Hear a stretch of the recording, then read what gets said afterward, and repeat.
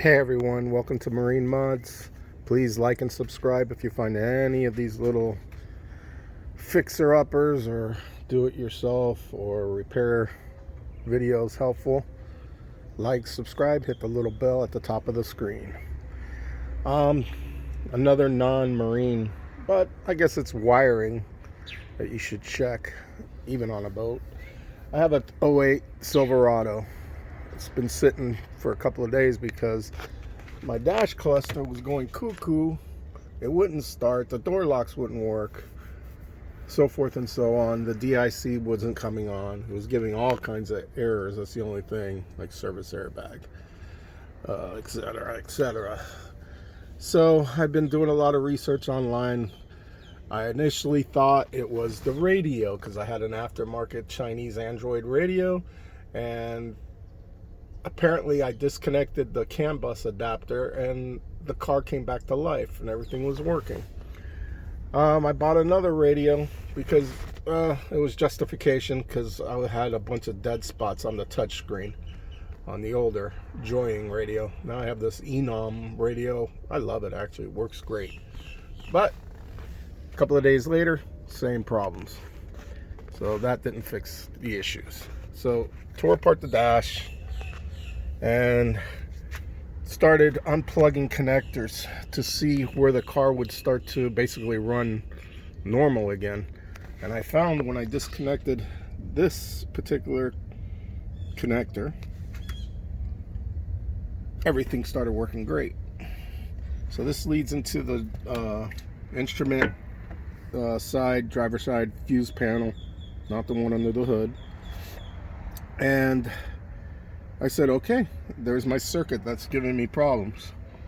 I ran it like that for a day or two just to make sure the problem didn't come back. And it didn't come back. So I eliminated everything else just by unplugging that one connector. So what didn't work when I unplugged this connector? Well, I was getting service TPMS sensors, and my factory remotes wouldn't work. I have an alarm system and I was using that remote. It wasn't until I checked that with my factory remotes that I realized, okay, well, the TPMS and the factory. So it has something to do with the radio receiver in the car. My next step in all this was plug it back in and let's start pulling the fuses to see which fuse it is. And I found out it was let me get my finger in there, this fuse. Looked up this fuse and it's the DSM fuse. DSM fuse is for basically the tire pressure monitoring system and the remotes. Bam, I'm on to something. So I researched that online, found out that there is a technical service bulletin out. I will get into that in a little bit, but I wanted to kind of do a little wire tracing. And I went and I pulled the floorboard panels off and one of the pillars, and I found all this wire. The electrical tape was coming undone. And I thought, maybe I got an open wire or a shorting wire somewhere here. I checked the harness from here all the way back to here. Everything looked okay. I also thought that the receiver was up in this pillar. I found out later that it's actually in the passenger side corner. So, whatever. I'm in the process of rewrapping these wires with some 3M tape. Use good tape. The cheap stuff, it's just going to come unraveled again. So, at this point, that's where I'm at. I'm going to wrap this with electrical tape, and then I'm going to hit what the technical service bulletin said. You ready for this? Let's come outside the car. The third brake light. So I've replaced and put in an LED version of the third brake light. I got it on Amazon. And I kind of noticed, man, it looks pretty easy for water to get into this. Even when I took the old one off, the old gasket was rotted out. So the technical service bulletin basically says if you have a dead or dying battery overnight, and I guess issues with the locks and whatnot. They didn't get into specifics. Well, eventually, apparently water gets into here and will travel down the pillars on the driver's side and on the passenger side. A couple of notes. I remember my son was sitting in the back seat and he goes, "Dad, there's water dripping on me." And I just thought his window wasn't up. And that was maybe about a couple of months ago. Should have been a sign. Well, here's the deal. If it drips down the passenger side,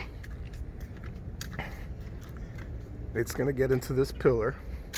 And apparently that's where the module is. And water's getting on the CanBus connections and screwing up the car.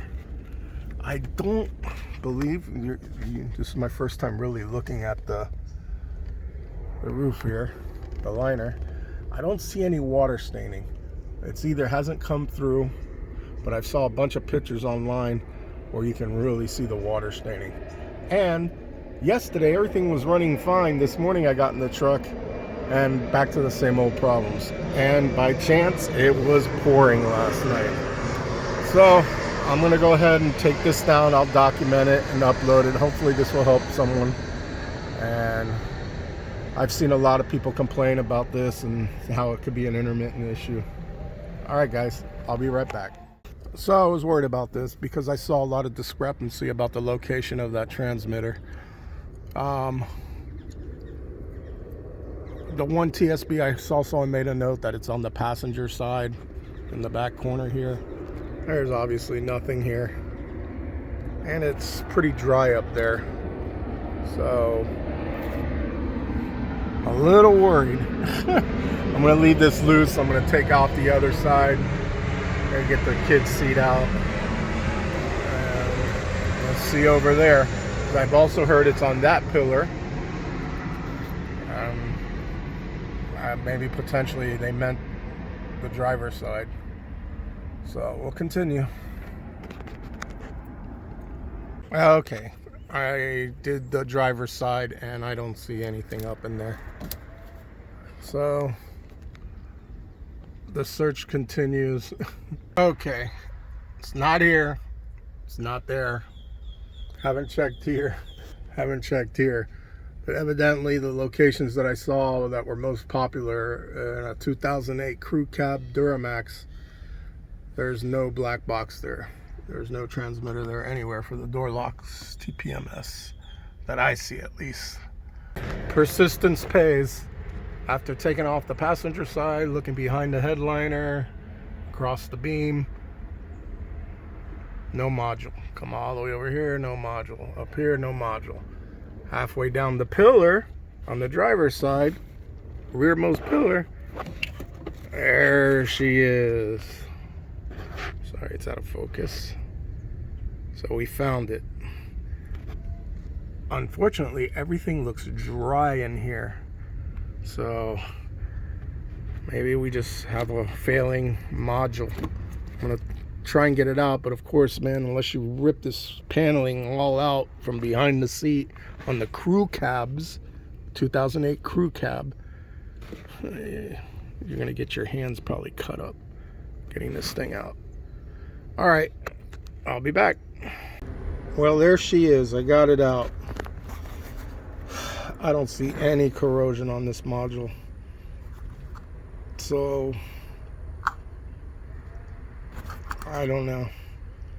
I may run over to the Young Yard, as we call it in Miami, and see if I can pull one out of another wrecked Silverado. Well, been letting the car run for a while, wiggling wires around. All I'm getting is the service tire monitor, but the radio's working, everything's working, speedometer's working, RPM's working. So I don't think I got a wiring issue. What do I got? You guys ready for this? Even though there was no corrosion present on the unit as far as what the technical service bulletin said, I had to go a step farther and take the thing apart. Looky what I found. There we go. We're gonna clean this up. Maybe redo the, well, I'm going to redo all the solder points and maybe we did find the issue, and that definitely does look like some water damage. So I am going to go through the extra effort and clean that up on the third brake light. I'm going to put a bead of silicone around it. I might take the whole thing off and put a bead of silicone on the bottom of it, and then put it in, and then do a bead of silicone around it. And I'll see you on the tech bench. I'll clean this thing up, and I'll show you cleaning it up and resoldering the joints. There we go. Brass, don't use steel. And lightly get that, I mean, just very lightly, I used to get the corrosion off of here. Not sure how it did on the connector. That's all right. And then that chip resistor and looks like a chip capacitor had a lot of corrosion all over it, and that transistor as well. I mean, if it works, it works. It doesn't. I've seen a lot worse than this. And then I'm going to take some CRC electronic cleaner and just spray it. Spray it on everything, actually. This stuff should dry up fairly quickly. Clean my tip.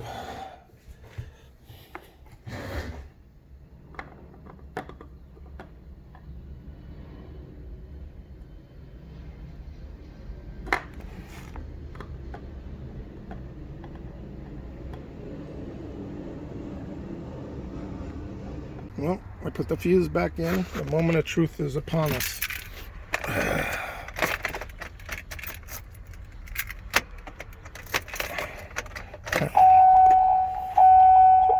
So far, that's a very good sign.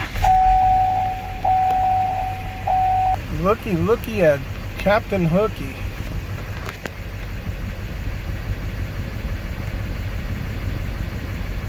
Well, it's not reading TPMS, but it's not giving an error, which means it just hasn't updated.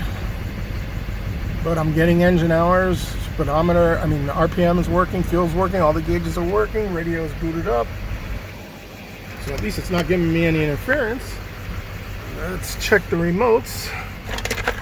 Or you have to check it with the factory remotes. Uh-oh. That sucks. Oh, wait, wrong remote. They work. So it is receiving remote signal. So my transistor failure seems to not have affected it. All right, man. I will say that this is a job well done. I'm gonna probably seal up the back of that little unit with some silicone, and also the third brake light. Hey man, I appreciate you guys watching. Please like and subscribe. Hit that little bell button, the thumbs up. I appreciate it, and I'll continue making videos.